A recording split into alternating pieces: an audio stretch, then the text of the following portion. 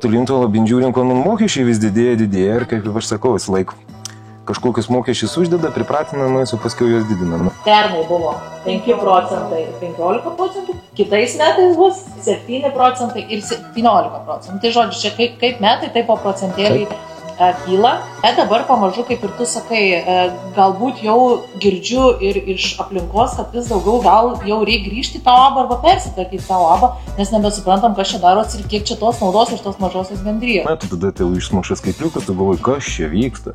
Aš turiu 2 susimokėti, kad skaitytus kaip vienas. Mes galim mokėti bet kokius mokesčius. Ta prasme, jie gali būti dideli, visokie, svarbiausia, kad mes uždirbtumėm, tai turėtumėm pinigų iš ko mokėti tos mokesčius. Tai kur vienas yra kabliukas, kai jie padidina mokesčius arba kažką kaip pakeičia, tai įsivaizduokim, kiek žmonių nueina į šešėlį. Turi mūsų politikus, kur dabar pagauna, kur net būna pinigai sunešami, tai visur yra šešėlis. Kur yra, kol turime grynus pinigus, tai šešėlis bus visur. Jį tik tai gali sunaikinti, jeigu tu panaikinsi grynus pinigus. Mes patys pasiklydė. Ir dėl to noris, kad kažkas vestų tave tame pasiklydime.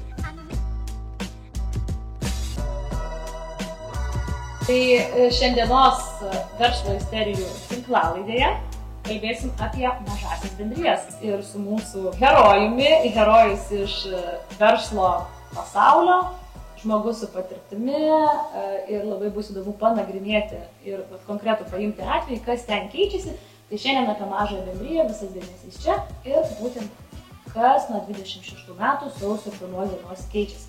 Dar šiek tiek paprašysim prisistatyti žmogus, kuris šiandien yra su mumis. Tai iš kokio verslo, kiek metų ir kaip pats moki savo atlyginimą, ar ten pagal civilinę paslaugų sutartį, ar pats galbūt net nežinai, galbūt viską buhalteris daro, kaip tas verslas gyvena mažosios bendrijos rėmuose ir ką jisai žino, ko jisai nežino. Sveiki, mano vardas Darius, mano įmonė yra Statome kokybę MB statybų, tai gal aš biškį istoriją tokia, kodėl būtent pasirinkau MB. Tai viskas prasidėjo 18 metais. MB, nežinau tiksliai, kiek jau laiko buvo Lietuvoje, kaip atėjus tokia kaip naujiena, kur nereikia statinio kapitalo, nieko, viskas paprasta, mokesčiai maži, ten visi mes džiaugiamės, visi ėmėm tas mažasis bendrijas. Ir dabar, kuo Tulinto labindžiūrint, kad mokesčiai vis didėja ir kaip aš sakau, vis laik kažkokius mokesčius uždeda, pripratinamais, o paskui juos didina. Tai taip panašiai ir mažosios bendrijos nariai pradeda jaustis. Šiai dienai mes jau nebežinom, kiek turėsim mokėti, kaip turėsim mokėti, kai mums pasako, kad jūs 2 algas turite išsimokėti, kuris įmokėjot vieną, kad jums skaitytus kaip viena, tu tada tai išmuša skaitliukus, tu galvoji, kas čia vyksta. Aš turiu 2 susimokėti, kad skaitytus kaip vienas. Tai tipo pastatom vieną namą, ne kaip aš statybų sektorius, bet pastatom 2, bet tu turėsi tik vieną. Vienas mum, vienas jiem, žinai. Tai tokiam sistemai tokia nežinomybė atsiranda, tada pradedi dvejoti, tada pradeda kiti šnekėtų, gal čia reikia mum atgal į abą grįžti. Bet tai sakom, mes juk bėgom nuo abo, bėgom nuo individualių veiklų, kad neturėtų atsakomybę savo, kad mūsų turtų nieko nepaimtų ir mes dabar jau parbėgę toj labai jaudami saugiai ir dabar jau jaučiam, kad jau purtumamės ir kažkaip nėra to tokio saugumo. Tai dėl to sunku. Tai aš iš karto noriu paantrinti, mažosios bendrijos atsirado 2012 ar 2013 metais, dabar tiksliai nepamenu. Ir iš tikrųjų mano bent jau nuomonė, mažoji bendrija tai vienas geriausių dalykų, kas nutiko Lietuvoje verslo sektorija, nes tikrai ne visi galėjo pakelti tą iš pat pradžių, ne visas smulkus verslas, tik pradedantis galėjo pakelti tą UABO naštą, ypač kai dar buvo įstatinis kapitalas, jeigu prie eurų, tai 2500 eurų, ir po to jis buvo sumažintas iki 1000, iš tikrųjų visai ne taip seniai. Bet kai atsirado mažoji bendrija, tikrai labai daug UABų persitvarkė į mažasis bendrijas ir tikrai labai daug kas džiaugiasi, bet eigoje paaiškėjo ir daug tų tokių išlindo momentų neaiškių ir viskas gryninosi. Bet dabar pamažu, kaip ir tu sakai, galbūt jau girdžiu ir iš aplinkos, kad vis daugiau gal jau reikia grįžti į tą abą arba persitvarkyti tą abą, nes nebesuprantam, kas čia daros ir kiek čia tos naudos iš tos mažosios bendrijos. Tai tikrai labai puikiai atspindėjai tas mažų bendrijų aktualijas savo prisistatymą. O pats išsimoki savo atlyginimą pagal civilinę paslaugų sutartį ir lėšoms asmeniniam poreikiam? Tai to apibendrinimo nežinau kaip yra. Tai buhalterija atsiunčia kiekvieną mėnesį, kiek turi susimokėti ir paskui metų gale gaunasi kaip gyventojai pajamų. Bet bendram, kiek suprantu, tai 5% nuo už rodomų pajamų. Tai dabar yra taip, kad mes turime mažąją bendriją ir tarkim, vykdo statybos darbus, ar ne, suplaukia visi pinigai į mažąją bendriją ir kai iš mažosios bendrijos narys nori įsimokėti atlyginimą, čia kabutėse, nes nėra tarp mažosios bendrijos ir mažosios bendrijos nario nėra darbo sutarties, ne taip kaip UABE. Tai yra tie 3 pagrindiniai būdai vadinami, ar ne? Tai pirmas yra su darbo santykiai susijusios pajamos, nuolantas tas kodas vadinamas. Tai va, būtent kaip ir tu išsimokė, dėl to, kad... Sodrai ta lengvata 50. Tai nėra lengvata, tiesiog... Jo, kažkodėl mes ją vadinam lengvata. Kodėl mes ją vadinam lengvata? Nes dabar sodra tai kaip prievolė. Tai nėra lengvata, tiesiog yra, pavyzdžiui, įsimokė to nuolantrų kodo, pavyzdys 1000 eurų per mėnesį. Tai sodrinius tuos VSD ir PSD mokesčius, juos moki nuo 500. Miglė, privalai mokėti? Privalai mokėti. Negali pasirinkti? Ne, negali pasirinkti. Bet anksčiau galėjai? Ne, tu anksčiau galėjai, ne, nuo 50% mokėdavo, pavyzdžiui, nuo 100%. Visus. Tai daugiau tiesiog mokėti. Tai čia yra vienas iš tų būdų, tai yra vienintelis būdas mokėti sodrinius mokesčius. Tai reiškia, kad kaupiant pensiją, ten visus tėvystės, motinystės ir panašiai išmokų. Tada antras būdas yra išmokos iš pelno, dividendai kitaip vadinami. Ir trečiasis būdas, tai jis jau yra daugiau skirtas mažosios bendrijos nariam vadovam, tai yra įsimokėjimas pagal civilinę sutartį.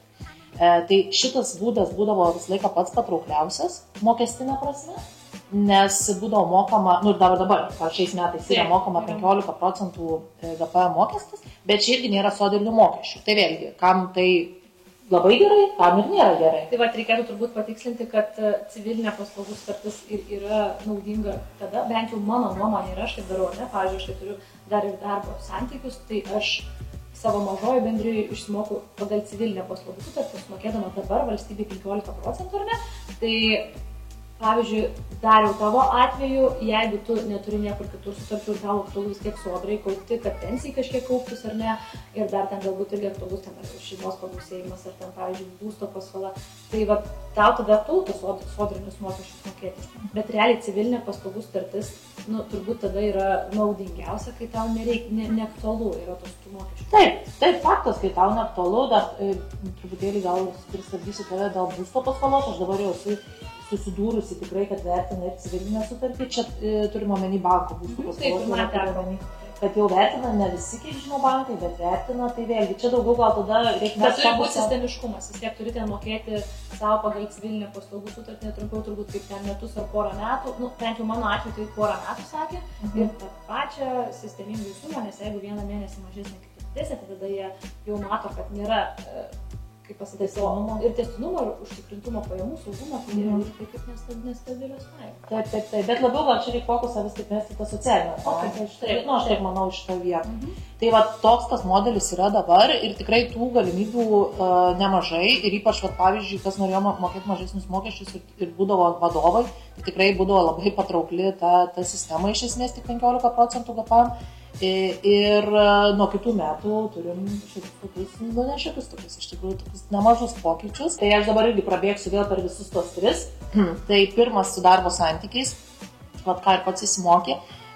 Tai išlieka GPM-as tai tas pats, 20%, tada dividendai, jie išlieka tokie patys, bendrai nesiplisuoja ten su visom kitom, kur dar gausi tas pajamas galbūt iš kitų šaltinių, išlieka tas 15%. Ir tada vadovo ta civilinė, ta patraukliausia sutartis, kur daug kas naudojasi va šitą tokią mažą apmokestinimo galimybę, jinai išliks iki 12 VDU. Ką tai reiškia? Kas tas VDU? Tai galim paklausti herojus, aš žinau, kas yra VDU. Čia universitetas, VDU. Vytauto didžiojo universitetas, taip, Kaune yra.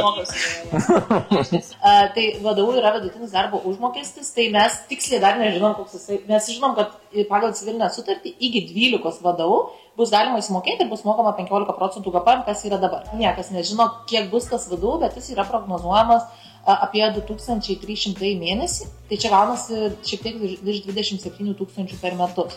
Kad bus irgi dar vis tas pats apmokestinimas, o jau po to, kai kils, jau ten kyla ir jau ten krenta į bendrus katilus ir jau ten tie visi dalykai įsijungia, kur šiandien neliesim tų ribų, kad visiškai nesusimaišytų galva, nes tikrai tas įstatymas labai stipriai pakeistas ir toksai, tikrai sudėtinga suprasti paprastam žmogui, verslui žmogui, bet ką. Taip, tai turėsim tiksliau tokį tą vaizdą 26 metais, bet ką dar labai norėjau akcentuoti, kad kai mes įsimokam tais dividendais, tą antrą būdą, apie kurį kalbėjau, tai įmonė moka pelno mokestį ir mes tą pelną įsimokam kaip dividendus. Tai pelno mokestis vėlgi jisai yra mokestis, kurį reikia mokėti ir kaip žinom, kad nuo šių metų pelno mokestis nuo 25, lengvatinis yra 6%, standartinis 16%, pernai buvo 5% ir 15%, kitais metais bus 7% ir 17%. Tai žodžiu, čia kaip metai, taip po procentėliai kyla. Tai va tas toksai niuansas, kad kai tuos dividendus įsimokam, nepamirškim, kad ne tik 15% GPM reikia skaičiuoti, bet ir pelno mokestį. Tačiau, jau viskas, paskutinis Mes metai klausom. paskutinis. Yra gera čia naujiena šitoje vietoje, dėl to palikau ją pabaigai.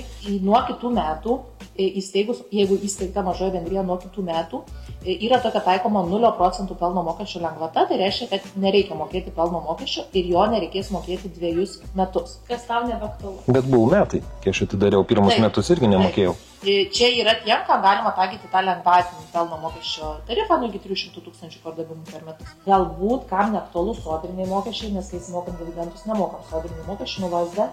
Galbūt tada visai geras variantas bent 2 metam atsidaryti mažąją bendriją, pelno mokestis yra nulinis ir moki 15% GPM.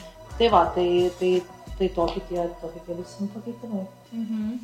Tai sakai, apsimoka atsidaryti įmonę, tai ką po 2 metų tą įmonę veikti? Tai kadangi vis tiek mokesčiai kas metus keičiasi, tai... Tikėsim, kad kažkas bus pasikeitę. Tai įmonė dabar nėra sudėtinga atidaryti, paėmė ir atsidaryti. Kitas dalykas, reikėtų išsiaiškinti, ar tau aktualu mokėti sodrai mokesčius, ar tu nori kaupti, ar tu, pavyzdžiui, galbūt papildomai kaupi kažkur, galbūt draudimą turi gyvybės, galbūt turi investicinį draudimą irgi, ar kaupi kažkur. Tai galbūt jeigu tu ten turi ir moki, galbūt arba investuoji dar kažkur nekilnojamo turtą kažkur, ar ne? Tai galbūt tie sodriniai mokesčiai net nėra aktualūs.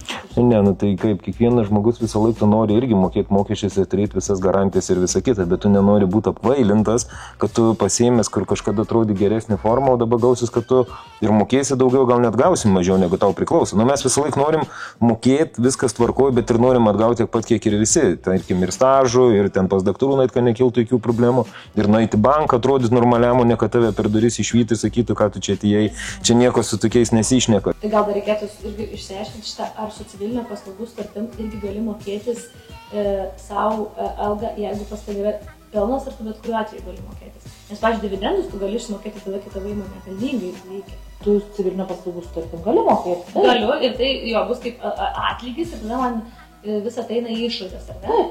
Bet dividendus tu gali išsimokėti tik tada, kai tu turi pelną. Taip. Tai prie ko lenkiu? Lenkiu, jeigu, pavyzdžiui, statybų sektorius yra nuostolingas ir jeigu tu dividendus metų eigoje išsimoki ir paskui tavo buhalteris pasako, kad pas tavai yra nuostolis 10 000 minus, tai tu turi pagrąžinti realiai tos dividendus, kuriuos išsimokėjai. O pagal su civilinio paslaugų sutartim tau taip nenutiktų. Taip. Čia yra irgi toks geras iš tikrųjų momentas, nes buhalteriniai skaičiai ir banko sąskaitoje tas yra, ten kasoj, tai čia irgi du dar skirtingi pasauliai. Taip. Tada pradedi galvoti, kas būtų geriau ir tada pradedi analizuoti tais dividendais. O aš irgi taip pagalvoju, tai aišku, gal apsimokėti tada dar iššokti į UABą ir įsimokėti dividendais, įsimokant 15% valstybei. Tai ir mažoji bendrija galima dividendai. Žinau, tai jo, bet jeigu mes kalbam, kad jau nesinori galbūt tos mažosios bendrijos iš principo kaip kokia tada nauda, kaip sako, žinai, tai bet tada vėlgi. Ne, tai yra, susideda, tau nesikaupia mažoji bendrija atostoginiai. Tau nereikia mokėti, nes nuo atostoginių mes irgi mokam mokesčius. Tai irgi, ta prasme, UAB, aš jau turėčiau savo atostogas kauptis ir mokėti mokesčius. Verslas visą laiką sako, su kuo kitais, kad pašnekam, mes galim mokėti bet kokius mokesčius. Ta prasme, gali būti dideli visokie, svarbiausia, kad mes uždirbtumėm, tai turėtumėm pinigų, iš ko mokėti tos mokesčius. Tai kur vienas yra kabliukas, kai jie padidina mokesčius arba kažką kaip pakeičia, tai įsivaizduokim, kiek žmonių nueina į šešėlį. Tai kažkas, pavyzdžiui, kaip aš gerai, aš toks gerėtis noriu mokėti mokesčius, čia gilinus kaip reikia, aš nebūčiau kažkoks gerėtis kažką, aš nuo kitų metų pradedu dirbti ir imu viską tik tai kešu. Tai įsivaizduokit, kiek aš statybų sektoriui tiek turėsiu konkurentų. kad jie nėra tokie geri, kad jiem nereikia, jie turi ir tarkim, ten tas jau ir vaikų turi, nereikia išmokų, jeigu jau turi, gal pasiėmė paskolą, jau nebereikės jam imti ir nieko, ir jisai viskas, jisai nueis, jisai ateina, nieko jau nenabaus, nes jisai mažai bendryje turi, jisai yra vadovas, jisai makešų tik tai parodo, gal tik tai 500 ar kiek uždirba ir jisai kuo puikiausiai gyvena. Manau, kad ir toj pačioj reklamai yra irgi didelis šešėlis, mes kas turi mūsų politikus, kur dabar pagauna, kur net būna pinigai sunešami, tai visur yra šešėlis. Kur yra, kol turime grynus pinigus, tai šešėlis bus visur, jį tik tai gali sunaikinti, jeigu tu panaikinsi grynus pinigus. Dėl to ir atsiranda ta baimė ir ne visas nervas, kas darysis, ir dabar visi 27 laukia su baime, kai bus deklaracijos ir kaip iš tikrųjų mes kiek turėsim sumokėti. Žmonės eis į šešėlį, nes jie net nebesupranta, kiek reikės mokesčių mokėti, jie bijo. Pergyvena dėl to sumos, ten 27, 30, jeigu viršysi, taigi tau ten iš vis kardinaliai keičias mokesčiai. Ten vos ne nuo 15 iki 30 auga susimokėti, tai įsivaizduok kokia suma, o tu čia dirbi kaip dirbėt. Ir tau tik tai, kai ateis 27 deklaracija, sakys, tu ten žiūrėk, vietoj 10 000 turi 18 susimokėti, tai ką daryti. Tai šiek tiek pakalbėjom, padiskutavom, klausėm savo isterijų herojaus, kaip planuoji galbūt 26 metais elgtis? Greičiausiai bus toks scenarijus, kaip aš dabar matau, tai kad paskambins man buhalteris kokiam lapkritį ir gruodį ir jisai pradės man pasakoti, kas čia viskas, kaip vyksta ir kaip aš turėčiau pasirinkti arba kaip aš noriu pasirinkti. Aišku, mano buhalteris irgi turi MB, bet kiek suprantau, sakė, pereis pats į UAB. Tai gal bus pasiūlymas pereiti į UAB ir gal tas tai neatmetu variantų irgi linkstu, kad link UAB, nes kiek suprantu, mažoji bendrija yra daugiau pradžiai įsivažiuoti. Ta prasme, tau viskas palengvita ir tai yra iš tikrųjų palengvita, bet tu užaugai ir tada turi, žinai, žiūrėti. Ir greičiausiai, kad, gali būti, kad teks jau UAB arba žiūrėsim, ką lapkritį arba gruodį pasakys buhalteris. Kokį scenarijų pasirinkti. Gal asmeniškai labai aš to nebijau, vis tiek kažkaip susistiguosim, 27 iš vis bus viskas aišku, gegužės mėnesį, kai bus deklaracijos. Tada jau žinosim, aš gal labiau dabar pergyvenu dėl konkurencijos būsimus. Nes aš jau taip, jau turėdamas informaciją, biškai bijau tų 26, tai aš manau, kad kiti, kad jie statybose užsiima taip nulys į tą vadinamą pogrindį šešėlį, nes kad ir dabar mes skaičiuojam, jeigu tu surinksi 22, turėsi tiek mokėti, surinksi ten 27 tiek, tai žiūrėkit, ką žmonės darys labai paprastai. Tu skaičiuosis, kiek tu jau susirašėjai ir jeigu, pavyzdžiui, tu nenori perviršyti to 22, kad jau neperviršit, tu nerodai pasiėmi kišenę pinigėlius. Ir tu šitų niekada neperžingsi, bet tau piniginį bus dar didesnį. Suprantat, tokia nežinomybė, kad tavo konkurentai kaip elgis, kaip tau elgtis. Gal tu sėsi, jeigu tu rinksi tos pinigus ir tu tiek tau bus didelis kainos, kad niekas tavęs nesamdys. Tai čia jau tau kyla tokia paranoja, ką daryti, kur tave įvelia. O tie skaičiuoja dedas ir jie dar daugėjo jiem pinigų ir dar daugėjo tų visų grinų. Va, tu tokį ir atsiranda, tu nežinai. Tu nežinai, kaip pasielgsi, kažką galvoji, gal 27 per deklaraciją sužinosi daugiau. Tai aš tai iš tikrųjų noriu pasidžiaugti apskritai Lietuvos smulkių verslų, nes tikrai aš net nebuvau susimašęs per tą prizmę, kaip kainų prizmę apie šitą visą būsimus tos pakeitimus ir ką iššaukė smulkaus verslo savininkų galvose. Tai noriu labai pasidžiaugti, kad net ir prie tokių aplinkybių laiko tą vairą, tarp tų banguojančių bangų. Ir tai pirmiausia, tuo noriu pasidžiaugti, o kas liečia konkrečiai tos pakeitimus, tai domime, žiūrim, ieškom galimybių ir kažkokios jos bus. Kažkokios įsiekti išytis visą laiką yra ir bus ir kito kelio nėra. Aš manau, kad ir svarbiausia, taip kaip mes čia dabar susėdę kalbam, tai yra ta bendruomenė, tai yra tie žmonės, kurie sako, žiūrėkit, pakalbam, pas mane yra maždaug taip, pas tave yra maždaug taip, kaip čia galėčiau pasidaryti aš, nes va čia dabar smagu ir man aišku. Ir turbūt mūsų ir yra pagrindinė žinutė šitos tinklalaidės verslo isterijų, rodyti ir padrasinti ateiti, nes tikrai dabar jau susidūrėm su Migle, kad ne visi drįsta ateiti čia, prisėsti prie sofutės kartu su mumis ir pasikalbėti ir papasakoti savo isteriją kažkokią, nes tai dar yra šiek tiek tikrai tabu ir apie tai, kad čia mane pamatys, išgirs, pasirodys nepatogus, galbūt pradės mano informaciją kažkas, ten nežinau, sekti VMI ar Sodra kiekvieną žodį, ką aš pasakiau, bet jūs turite valią, laisvą valią Lietuvoje reikšti savo nuomonę ir pasakyti, ką jūs galvojate kaip smulkaus verslo atstovai. Tai ačiū labai dar, kad atvykai. Aš noriu pasakyti jūsų kitiem būsimiem pašnekovam, kad jie nebijotų pas mus ateiti, nes labai minkšta sufutė, labai gera. Iš tikrųjų, iš anksto galėjai pabrėžti, kad tokia minkšta gera, tai dar smagiau net būtų ateiti. Labai smagu ir ačiū, kad pakvietėte ir iš tikrųjų geros temos, nes mes patys pasiklydė. Ir dėl to noriu, kad kažkas vestų tave tame pasiklydime.